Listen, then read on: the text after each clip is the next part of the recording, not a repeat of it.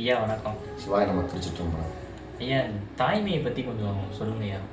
அப்புறம் இந்த மாதவிடாய் காலத்தில் தீட்டு, குழந்தை பிறந்தா தீட்டு, இதெல்லாம் பற்றி நீங்கள் என்னையா நினைக்கிறீங்க?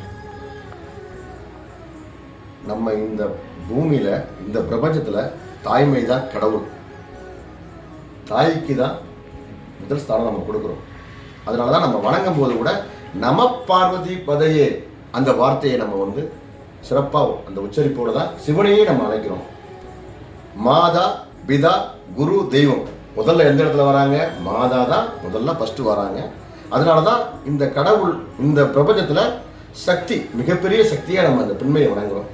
இன்னும் நிறையா இடங்கள்ல பார்த்தீங்க அப்படின்னா அந்த மாதவிடாய் காலங்களில் பெண்களை தனிமைப்படுத்துகிறாங்க. அதெல்லாம் சாத்தியம் இல்லை. நிறையா கிராமங்களில் இன்னும் அது நடந்துக்கிட்டு இருக்கு. தனியாக அவங்கள ஒரு தட்டு வச்சு சாப்பாடு